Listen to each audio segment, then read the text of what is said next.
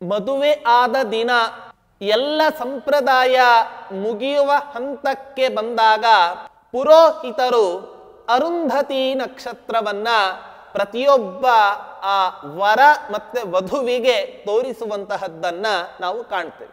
ಯಾಕೆ ಆ ಅರುಂಧತಿ ನಕ್ಷತ್ರವನ್ನ ತೋರಿಸ್ತಾರೆ? ಯಾಕೆ ಅಂದರೆ ವಸಿಷ್ಠ ಮಹರ್ಷಿ ಅರುಂಧತಿ ಮಹರ್ಷಿಗಳು ಯಾವ ರೀತಿ ತುಂಬಾ ಅನ್ಯೋನ್ಯವಾಗಿ ಸಂಸಾರ ಜೀವನವನ್ನು ನಡೆಸಿದರೋ ಅಷ್ಟೇ ಅನ್ಯೋನ್ಯವಾಗಿ ನೀವು ಕೂಡ ಈ ಸಂಸಾರ ಜೀವನವನ್ನ ನಡೆಸಬೇಕು ಅನ್ನೋ ಹಿನ್ನೆಲೆಯಲ್ಲಿ ಮದುವೆ ಆದ ದಿನ ಪ್ರತಿಯೊಬ್ಬ ಆ ವಧು ವರರಿಗೆ ಆ ಅರುಂಧತಿ ನಕ್ಷತ್ರವನ್ನ ತೋರಿಸ್ತಾರೆ. ಪತಿವ್ರತಾ ಸ್ತ್ರೀಯರಲ್ಲಿಯೇ ಅತ್ಯಂತ ಶ್ರೇಷ್ಠವಾದ ಉನ್ನತವಾದಂತಹ ಸ್ಥಾನವನ್ನ ಆ ಅರುಂಧತಿ ದೇವಿ ಪಡೆದುಕೊಂಡಿದ್ದಳು.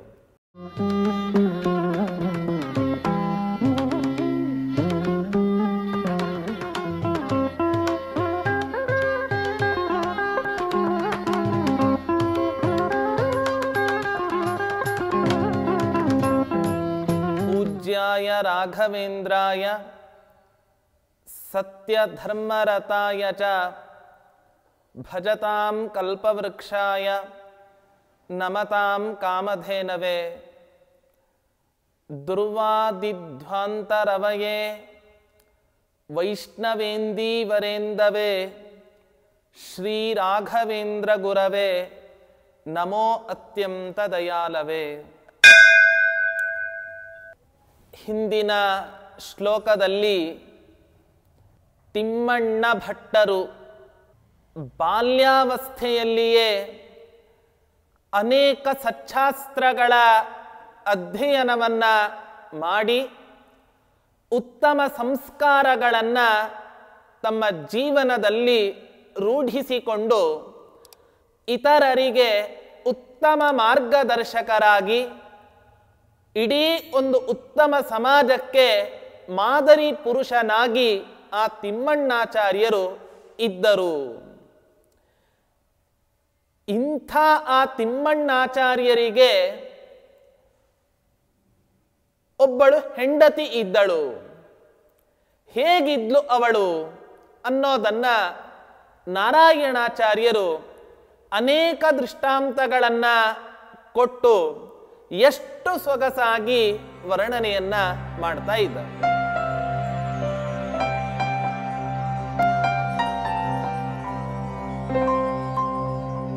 ಸ್ಮೃತಿವನ್ನಿಗಮಸ್ಯ ಪದ್ಮಿನೀ ವದ್ದಿನನಾಥಸ್ಯ ಮುನೇರರುಂಧತೆ ವಾ ರಜನೀ ಸುಹೃದಃ ಕುಮುದ್ವತಿ ವನ್ಮಹಿಳಾ ತಸ್ಯ ಲಲಾಸ ಗೋಪಿಕಾಂಬಾ ತಸ್ಯ ಲಲಾಸ ಗೋಪಿಕಾಂಬಾ.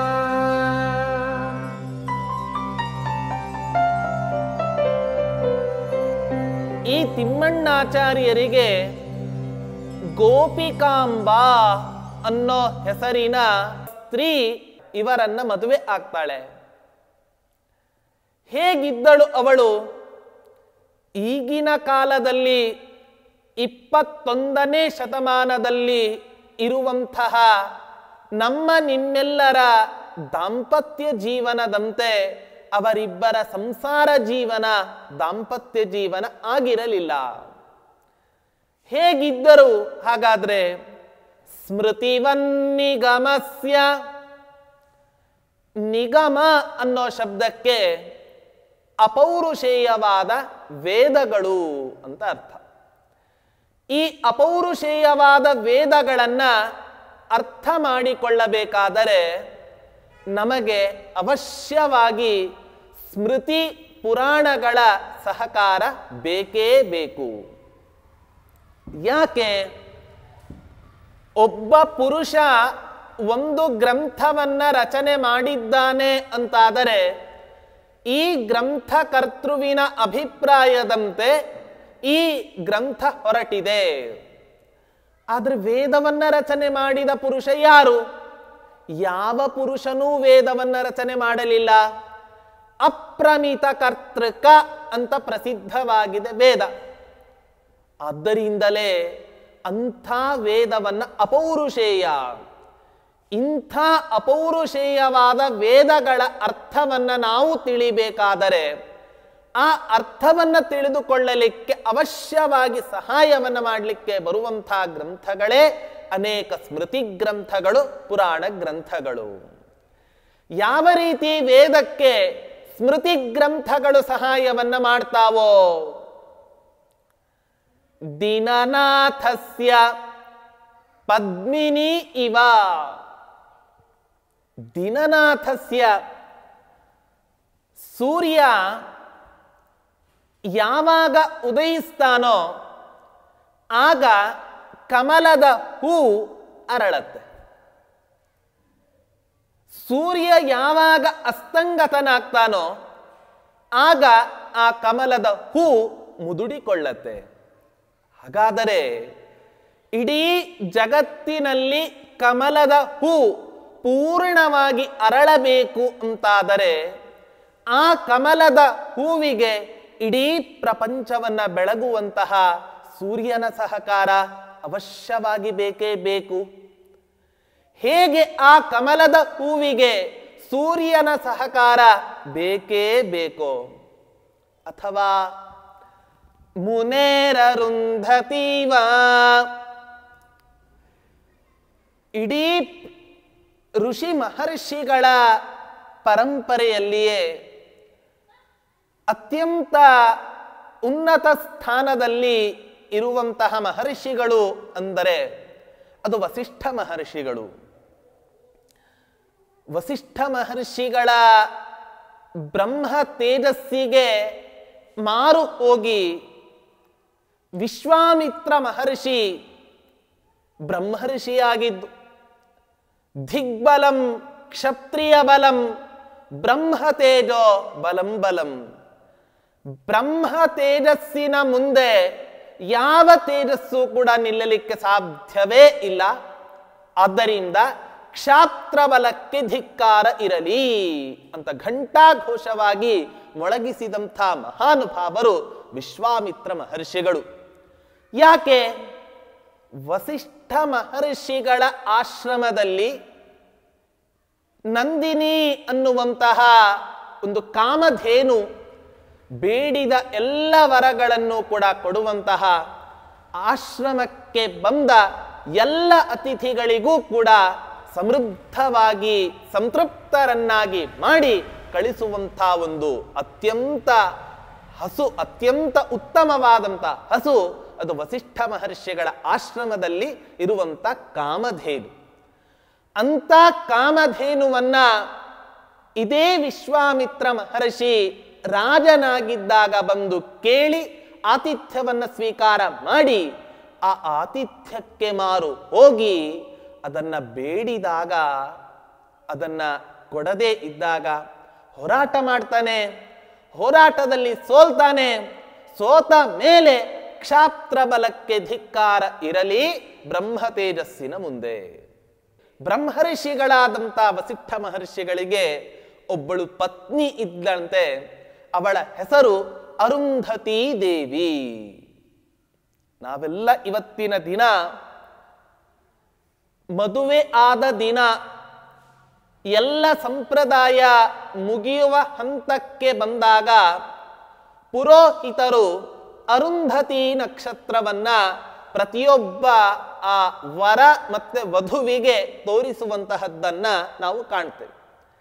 ಯಾಕೆ ಆ ಅರುಂಧತಿ ನಕ್ಷತ್ರವನ್ನ ತೋರಿಸ್ತಾರೆ? ಕಾಣಿಸತ್ತಾ ನಮಗದೇನಾದ್ರೂ ಕೂಡ? ಇಲ್ಲ. ಶಾಸ್ತ್ರ ಸಂಪ್ರದಾಯದಂತೆ ಪ್ರತಿಯೊಬ್ಬ ನೂತನವಾಗಿ ಮದುವೆ ಆದಂತ ವಧೂವರರಿಗೆ ಅರುಂಧತಿ ನಕ್ಷತ್ರವನ್ನ ತೋರಿಸ್ತಾರೆ. ಯಾಕೆ ಅಂದರೆ ವಸಿಷ್ಠ ಮಹರ್ಷಿ ಅರುಂಧತಿ ಮಹರ್ಷಿಗಳು ಯಾವ ರೀತಿ ತುಂಬಾ ಅನ್ಯೋನ್ಯವಾಗಿ ಸಂಸಾರ ಜೀವನವನ್ನು ನಡೆಸಿದರೋ ಅಷ್ಟೇ ಅನ್ಯೋನ್ಯವಾಗಿ ನೀವು ಕೂಡ ಈ ಸಂಸಾರ ಜೀವನವನ್ನ ನಡೆಸಬೇಕು ಅನ್ನೋ ಹಿನ್ನೆಲೆಯಲ್ಲಿ ಇವತ್ತಿನ ದಿನ ಮದುವೆ ಆದ ದಿನ ಪ್ರತಿಯೊಬ್ಬ ಆ ವಧು ವರರಿಗೆ ಆ ಅರುಂಧತಿ ನಕ್ಷತ್ರವನ್ನ ತೋರಿಸ್ತಾರೆ. ಎಂಥ ಆ ಅರುಂಧತಿ ದೇವಿ! ಅರುಂಧತೀವತ ಪತಿವ್ರತಾ ಸ್ತ್ರೀಯರಲ್ಲಿಯೇ ಅತ್ಯಂತ ಶ್ರೇಷ್ಠವಾದ ಉನ್ನತವಾದಂಥ ಸ್ಥಾನವನ್ನ ಆ ಅರುಂಧತಿ ದೇವಿ ಪಡೆದುಕೊಂಡಿದ್ದಳು. ನೋಡಿ, ಎಂಥ ಪಾತಿವ್ರತ್ಯವನ್ನ ಸಂಪಾದನೆ ಮಾಡಿದ್ಲು ಅವಳು ಆ ಅರುಂಧತಿ ದೇವಿ ಅಂತ ಹೇಳಿದರೆ, ಪಾತಿವ್ರತ್ಯ ಅನ್ನೋ ಶಬ್ದಕ್ಕೆ ನಾವು ಮೊದಲ ಅರ್ಥವನ್ನು ತಿಳ್ಕೋಬೇಕು. ನಾವೆಲ್ಲ ಚಾತುರ್ಮಾಸ್ಯ ವ್ರತವನ್ನ ಮಾಡ್ತೇವೆ. ಆ ಚಾತುರ್ಮಾಸ್ಯ ವ್ರತವನ್ನ ಮಾಡಬೇಕಾದರೆ ಶಾಖವ್ರತ, ಮೊಸರಿನ ವ್ರತ, ಹಾಲಿನ ವ್ರತ, ಹೀಗೆ ಆಯಾಯ ವ್ರತಗಳ ಹೆಸರನ್ನ ಹೇಳ್ತಾ, ಮೊಸರಿನ ವ್ರತ ಇದ್ದಾಗ ಮೊಸರನ್ನ ಬಿಡೋದು, ಹಾಲಿನ ವ್ರತ ಇದ್ದಾಗ ಹಾಲನ್ನ ಬಿಡೋದು. ಹಾಗೆ ಪಾತಿವ್ರತ್ಯ, ಪತಿವ್ರತಾ ಸ್ತ್ರೀ ಅನ್ನೋ ಶಬ್ದಕ್ಕೆ ಗಂಡನನ್ನೇ ಬಿಟ್ಟು ಬಿಡೋದು ಅಂತ ಅರ್ಥ ಅಲ್ಲ. ಪಾತಿವ್ರತ್ಯ ಅನ್ನೋ ಶಬ್ದಕ್ಕೆ ಏನು ನಿಜವಾದ ಅರ್ಥ ಅಂದರೆ, ತನ್ನ ಗಂಡನನ್ನ ಬಿಟ್ಟು ಉಳಿದ ಪುರುಷರನ್ನ ಯಾವತ್ತೂ ಯಾವ ಸ್ತ್ರೀ ಕಣ್ಣೆತ್ತಿ ನೋಡೋದಿಲ್ಲವೋ ಅವಳನ್ನೇ ನಿಜವಾದ ಪತಿವ್ರತಾ ಸ್ತ್ರೀ ಅಂತ ಕರೀತಾರೆ. ಆದ್ದರಿಂದ ಈ ಪಾತಿವ್ರತ್ಯ ವ್ರತವನ್ನ ಸಂಪಾದನೆ ಮಾಡಿಕೊಳ್ಳುವಂತಹದ್ದು ಪ್ರತಿಯೊಬ್ಬ ಸ್ತ್ರೀಯ ಅವಶ್ಯ ಧರ್ಮ. ಅಂಥ ಒಂದು ಅತ್ಯುತ್ತಮವಾದ ಪಾತಿವ್ರತ್ಯ ಧರ್ಮವನ್ನ ಜಗತ್ತಿಗೆ ಬೋಧನೆ ಮಾಡಿದಂಥ ಮಹಾ ತಾಯಿ ಅದು ವಸಿಷ್ಠ ಮಹರ್ಷಿಗಳ ಪತ್ನಿಯಾದಂತಹ ಅರುಂಧತಿ ದೇವಿ. ಅಂಥ ಅರುಂಧತಿ ದೇವಿಯಂತೆ ಈ ತಿಮ್ಮಣ್ಣಾಚಾರ್ಯರಿಗೆ ಆ ಗೋಪಿಕಾಂಬಾ ಅನ್ನುವಂತಹ ಸ್ತ್ರೀ ಇದ್ದಳು. ಅಷ್ಟೇ ಅಲ್ಲ, ರಜನಿ ಸುಹೃದ, ರಜನಿ ಅನ್ನೋ ಶಬ್ದಕ್ಕೆ ರಾತ್ರಿ, ರಾತ್ರಿ ಕಾಲಕ್ಕೆ ಅತ್ಯಂತ ಪ್ರೀತಿಪಾತ್ರನಾದ ವ್ಯಕ್ತಿ ಯಾರು ಅಂದರೆ ಅದು ಚಂದ್ರ. ಚಂದ್ರ ಹುಟ್ಟಿದಾಗ ಯಾವಾಗ ಸೂರ್ಯ ಈ ಜಗತ್ತಿನಲ್ಲಿ ಅಸ್ತಂಗತನಾಗ್ತಾನೋ ಆ ಸಮಯದಲ್ಲಿ ಚಂದ್ರನ ಉದಯ ಆಗತ್ತೆ. ಎಲ್ಲ ಕುಮುದ ಹೂವುಗಳು ಕೂಡ ಅರಳಿ ನಿಲ್ಲತ್ತೆ. ಆದ್ದರಿಂದ ಜಗತ್ತಿನಲ್ಲಿ ಒಬ್ಬರ ಉದಯ ಇನ್ನೊಬ್ಬರ ಅಸ್ತಂಗಮನಕ್ಕೆ ಕಾರಣ ಆದರೆ ಅದೇ ಉದಯ ಇನ್ನೊಂದರ ಉದಯಕ್ಕೆ ಕಾರಣ ಆಗತ್ತೆ. ಹೇಳುತ್ತೆ, ಆ ಚಂದ್ರನ ಉದಯ ಕಮಲ, ಪದ್ಮ ಕಮಲ ಅದು ಮುದುಡಲಿಕ್ಕೆ ಕಾರಣವಾದರೆ ಅದೇ ಚಂದ್ರೋದಯ ಕುಮುದ ಹೂ, ನೈದಿಲೆ ಕುಮುದ ಹೂವಿಗೆ ಅರಳಲಿಕ್ಕೆ ಕಾರಣ ಆಗತ್ತೆ. ಯಾವ ರೀತಿ ಆ ಚಂದ್ರನಿಗೆ ಕುಮುದ ಹೂ ಆ ಹೂವಿನಂತೆ ಅತ್ಯಂತ ಸಮೃದ್ಧವಾಗಿ ಅರಳತ್ತೋ ಅದರಂತೆ ಈ ಗೋಪಿಕಾಂಬಾ ಎನ್ನುವಂತಹ ಸ್ತ್ರೀಯು ಕೂಡ ಆ ತಿಮ್ಮಣ್ಣಾಚಾರ್ಯರಿಗೆ ಅವರ ಎಲ್ಲ ಧಾರ್ಮಿಕ ಕಾರ್ಯಗಳಲ್ಲಿಯೂ ಕೂಡ ಮುನ್ನೆಲೆಯಾಗಿ ಸಹಕಾರವನ್ನ ಕೊಡ್ತಾ ಅವರು ಸಂಸಾರ ಜೀವನವನ್ನ ನಡೆಸ್ತಾ ಇದ್ದರು. ನೋಡಿ, ಜೀವನದಲ್ಲಿ ಪ್ರತಿಯೊಬ್ಬರ ಸಂಸಾರ ಜೀವನ ಯಾವ ರೀತಿಯಾಗಿ ಇರಬೇಕು ಅಂದರೆ 69 ಸಂಖ್ಯೆಯಂತೆ ಇರಬೇಕು. ಯಾಕೆ? 6 ಮತ್ತು 9 ಪರಸ್ಪರ ಅಭಿಮುಖವಾಗಿ ಇರುವಂಥ 2 ಸಂಖ್ಯೆಗಳು ಹೊರತು 96ರ ಸಂಖ್ಯೆಯಂತೆ ಇರಬಾರದು. ಯಾಕೆ? 9ರ ಮುಖ ಈ ಕಡೆ, 6ರ ಮುಖ ಈ ಕಡೆ. ಯಾವತ್ತೂ ಗಂಡ ಹೆಂಡತಿ ಅಭಿಮುಖವಾಗಿ ಇದ್ದುಕೊಂಡು ಏನೇ ಸಮಸ್ಯೆ ಬಂದರೂ ಕೂಡ ಕುಳಿತುಕೊಂಡು ಆ ಸಮಸ್ಯೆಯನ್ನ ಪರಿಹಾರ ಮಾಡಿ ಜೀವನವನ್ನು ನಡೆಸಬೇಕು. ಹೊರತು 79ರ ಸಂಖ್ಯೆಯಂತೆ 1ರ ಮುಖ ಈ ಕಡೆ, ಗಂಡನ ಮುಖ ಈ ಕಡೆ, ಹೆಂಡತಿಯ ಮುಖ ಈ ಕಡೆ, ವಿರುದ್ಧ ದಿಕ್ಕಿನಲ್ಲಿ ಇರುವಂತೆ ನಮ್ಮ ಸಂಸಾರ ಜೀವನ ಯಾವತ್ತೂ ಕೂಡ ಇರಬಾರದು. ಅದಕ್ಕೋಸ್ಕರವೇ ಮದುವೆ ಆಗುವಂತಹದ್ದು ಅದು ದೇವರ ವಿಶೇಷ ಅನುಗ್ರಹ ನಮ್ಮ ಮೇಲೆ ಇದ್ದರೆ ಮಾತ್ರ ಅಂಥ ಉತ್ತಮ ಕನ್ಯೆ ನಮಗೆ ಜೀವನದಲ್ಲಿ ದೊರಕಲು ಸಾಧ್ಯ ಆಗತ್ತೆ. ನೋಡಿ, ಒಬ್ಬ ಸುಭಾಷಿತಕಾರ ಒಂದು ಮಾತನ್ನ ಹೇಳ್ತಾನೆ, ಪಂಚಲಕಾರಾಂ ಭಾರ್ಯಾಂ ಪುರುಷ ಪುಣ್ಯಾಧಿಕೋ ಲಭತೆ. 5 ಲಕಾರ ಇರುವಂಥ ಕನ್ಯೆಯನ್ನ ಈ ಪ್ರಪಂಚದಲ್ಲಿ ಅತ್ಯಂತ ಪುಣ್ಯವಂತನಾದ ಪುರುಷ ಮಾತ್ರ ಹೊಂದಲಿಕ್ಕೆ ಸಾಧ್ಯ ಆಗತ್ತೆ. ಯಾವುದದು 5 ಲಕಾರಗಳು? ಅನುಕೂಲಾಂ, ವಿಮಲಾಂಗೀಂ, ಕುಲಜಾಂ, ಕುಶಲಾಂ, ಸುಶೀಲ ಸಂಪನ್ನಾಂ. ಅನುಕೂಲಾಂ, ಗಂಡ ಯಾವುದೇ ಕೆಲಸವನ್ನ ಮಾಡ್ತಾ ಇದ್ದರೂ ಕೂಡ ಆ ಎಲ್ಲ ಧಾರ್ಮಿಕ ಕೆಲಸಗಳಿಗೆ ಆ ಹೆಂಡತಿ ಅನುಕೂಲಳಾಗಿರಬೇಕು.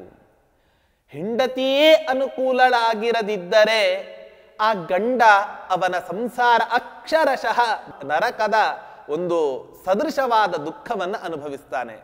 ಯಾಕೆ? ಒಬ್ಬ ಬ್ರಾಹ್ಮಣ ಇದ್ದ. ಆ ಬ್ರಾಹ್ಮಣನಿಗೆ ಮದುವೆ ಆಗಿರಲಿಲ್ಲ. ತುಂಬಾ ಕಷ್ಟಪಟ್ಟು ಮದುವೆ ಆಗತ್ತೆ.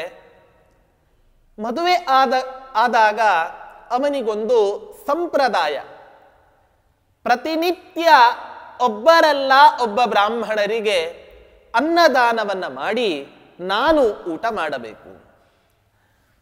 ಅದರಂತೆ ಮದುವೆ ಆದ ಮೇಲೂ ಕೂಡ ತನ್ನ ಹೆಂಡತಿಗೆ ಹೇಳ್ತಾನೆ, ಮಡಿಯಾಗಿ ಅಗ್ಗಿಷ್ಟಿಕೆಯಲ್ಲಿ ಅಂದರೆ ಇದ್ದಿಲು ಒಲೆಯಲ್ಲಿ ಬಂದ ಬ್ರಾಹ್ಮಣರಿಗೆ ಶುಚಿರ್ಭೂತಳಾಗಿ ಅಡಿಗೆಯನ್ನ ಮಾಡಿ ಹಾಕಬೇಕು. ಆಯಿತು. ಇದ್ದಿಲು ಒಲೆ ಅಂದ್ರೇನೆ ಏನು ಅಂತ ಗೊತ್ತಿಲ್ಲ ಅವಳಿಗೆ. ಅಂಥ ಕನ್ಯೆಗೆ ಮದುವೆ ಆದ ಮೇಲೆ ಇಂಥ ಕೆಲಸವನ್ನ ಕೊಟ್ಟಾಗ 1 ದಿನ ಮಾಡ್ತಾಳೆ, 2 ದಿನ ಮಾಡ್ತಾಳೆ, ಸುಮಾರು ದಿನ ಮಾಡಿ ಸಾಕಾಗಿ ಹೋಗತ್ತೆ. ಇವತ್ತಿನ ದಿನ ನನ್ನ ಗಂಡನಿಗೆ ಏನಾದರೂ ಮಾಡಿ ಬುದ್ಧಿಯನ್ನ ಕಲಿಸಲೇಬೇಕು. ಏನು ಮಾಡ್ತಾಳೆ ಅದಕ್ಕೋಸ್ಕರ? ಗಂಡ ಹೇಳ್ತಾನೆ, ಇವತ್ತಿನ ದಿನ ಮನೆಯಲ್ಲಿ ಬಾಳೆ ಎಲೆ ಖಾಲಿ ಆಗಿದೆ, ಬಾಳೆ ಎಲೆಯನ್ನ ತರೋದಕ್ಕೋಸ್ಕರ ನಾನು ಹೊರಗಡೆ ಹೋಗ್ತಾನೆ. ನಾನು ವಾಪಸ್ ಬರೋದ್ರೊಳಗೆ ಆ ವೈದಿಕ ಬ್ರಾಹ್ಮಣ ಮನೆಗೆ ಬಂದರೆ ಅವರನ್ನ ಆಸನ ಹಾಕಿ ಕೂಡಿಸು. ಹೆಂಡತಿ ಹೇಳ್ತಾಳೆ, ಬೇಗ ಹೋಗಿ, ಬಂದರೆ ಎಲ್ಲ ಅತಿಥಿ ಸತ್ಕಾರವನ್ನ ಮಾಡಿ ಅವರಿಗೆ ಗೌರವವನ್ನು ಕೊಡ್ತೇನೆ. ಆಯಿತು ಅಂತ ಹೇಳಿ ಹೋಗ್ತಾನೆ. ಹೋದ ತಕ್ಷಣವೇ ಆ ಬ್ರಾಹ್ಮಣ ಬರ್ತಾನೆ. ವೈದಿಕ ಬ್ರಾಹ್ಮಣ. ಹೆಂಡತಿ ಅನ್ಕೋತಾಳೆ, ನನ್ನ ಗಂಡನಿಗೆ ಬುದ್ಧಿ ಕಲಿಸಲು ಇರುವಂಥ ಸರಿಯಾದ ಉಪಾಯ ಈ ಸಮಯ. ಅದಕ್ಕೋಸ್ಕರ ಅವಳು ಆಲೋಚನೆ ಮಾಡ್ತಾಳೆ, ಅಡಿಗೆ ಮಾಡಲಿಕ್ಕೆ ಅನೇಕ ಮಸಾಲೆ ಪದಾರ್ಥಗಳನ್ನ ಮಾಡಲಿಕ್ಕೆ ಇರುವಂಥ ಸಾಧನ ಒನಕೆ. ಆ ಒನಕೆಯನ್ನ ಆ ಬ್ರಾಹ್ಮಣನ ಮುಂಭಾಗದಲ್ಲಿ ತಂದು ಇಡ್ತಾಳಂತೆ ಆ ಬ್ರಾಹ್ಮಣನ ಪತ್ನಿ ಮಡದಿ. ಬ್ರಾಹ್ಮಣ ಕೇಳ್ತಾನೆ, ಯಾತಕ್ಕೋಸ್ಕರ ಇದನ್ನ ತಂದಿಟ್ಟಿದ್ದೀಯಾ? ಅದಕ್ಕೆ ಅವಳು ಹೇಳ್ತಾಳೆ, ನಮ್ಮ ಮನೆಯಲ್ಲಿ ನಮ್ಮ ಮನೆಯವರಿಗೆ ಯಾವ ರೀತಿ ಪ್ರತಿನಿತ್ಯ ಒಬ್ಬ ಬ್ರಾಹ್ಮಣನಿಗೆ ಅನ್ನದಾನ ಮಾಡುವಂಥ ಸಂಪ್ರದಾಯ ಹಾಕಿಕೊಂಡಿದ್ದಾರೋ, ಆ ಊಟ ಆದ ಮೇಲೆ ಈ ಒನಕೆಯಿಂದ 4-6 ಏಟುಗಳನ್ನು ಕೊಡೋ ಸಂಪ್ರದಾಯವೂ ಇದೆ, ಆದ್ದರಿಂದ ತಂದಿಟ್ಟಿದೆ.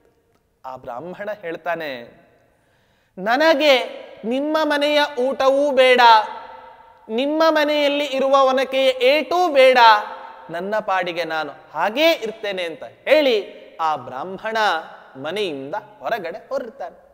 ಹೊರಟ ಮೇಲೆ ಏನಾಗತ್ತೆ? ಬ್ರಾಹ್ಮಣ ಬಾಳೆ ಎಲೆಯನ್ನು ತೆಗೆದುಕೊಂಡು ಗಂಡ ಬರ್ತಾನೆ ಮನೆಗೆ, ಇನ್ನೂ ಬ್ರಾಹ್ಮಣ ಬಂದಿಲ್ಲವೇ? ಆಗ ಹೇಳ್ತಾಳವಳು, ಬ್ರಾಹ್ಮಣ ಬಂದಿದ್ದ, ಒನಕೆಯನ್ನು ಇಟ್ಟಿದ್ದೆ, ಈ ಒನಕೆ ಬೇಕು ಅಂತ ತುಂಬಾ ಹಠವನ್ನ ಮಾಡಿದ. ಆಗ ನಾನು ಹೇಳಿದೆ, ಈ ಒನಕೆಯನ್ನ ನನ್ನ ಗಂಡ ನನ್ನ ಮೇಲಿನ ಅತ್ಯಂತ ಪ್ರೀತಿಯಿಂದ ತಂದು ಕೊಟ್ಟಿದ್ದಾನೆ, ಈ ಒನಕೆಯನ್ನು ಸುಮ್ಮನೆ ಕೊಡ್ಲಿಕ್ಕಾಗೋದಿಲ್ಲ. ಅದಕ್ಕೆ ಆ ಬ್ರಾಹ್ಮಣ ಕೋಪವನ್ನ ಮಾಡಿಕೊಂಡು ಅವನು ತನ್ನ ಪಾಡಿಗೆ ತಾನು ಹೋದ.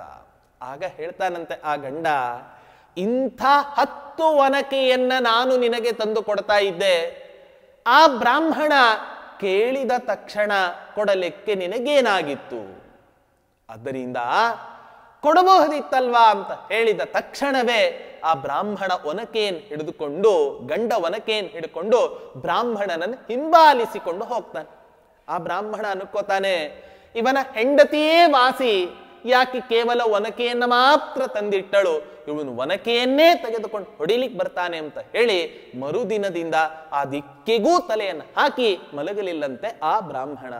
ಅದರಿಂದ ನಾವು ಮದುವೆ ಆಗಬೇಕಾದರೆ ಗಂಡನು ಮಾಡುವ ಧಾರ್ಮಿಕ ಕೆಲಸಗಳಲ್ಲಿ ಹೆಂಡತಿ ಅನುಕೂಲಳಾಗಿ ಇಲ್ಲದಿದ್ದರೆ ಎಂಥ ಅನರ್ಥವನ್ನ ನಾವು ಜೀವನದಲ್ಲಿ ಹೊಂದಬೇಕು ಅನ್ನೋದನ್ನ ಈ ಕಥೆ ನಮಗೆ ಸಂದೇಶವನ್ನ ನೀಡ್ತಾ ಇದೆ. ಆದ್ದರಿಂದ ನಾವೆಲ್ಲ ದೇವರ ಹತ್ತಿರ ಪ್ರಾರ್ಥನೆ ಮಾಡಿಕೊಳ್ಳಬೇಕು. ಏನೆಂದರೆ ಪ್ರತಿಯೊಬ್ಬ ಪುರುಷರು ಕೂಡ ನಾನು ಮಾಡುವ ಎಲ್ಲ ಕೆಲಸಗಳಲ್ಲಿಯೂ ಕೂಡ ನನಗೆ ಅನುಕೂಲಳಾಗುವಂಥ ಕನ್ಯೆ ನನಗೆ ದೊರಕುವಂತಾಗಲಿ ಅಂತ ಆ ಭಗವಂತನ ಹತ್ತಿರ ಪ್ರಾರ್ಥನೆಯನ್ನ ಮಾಡಬೇಕು.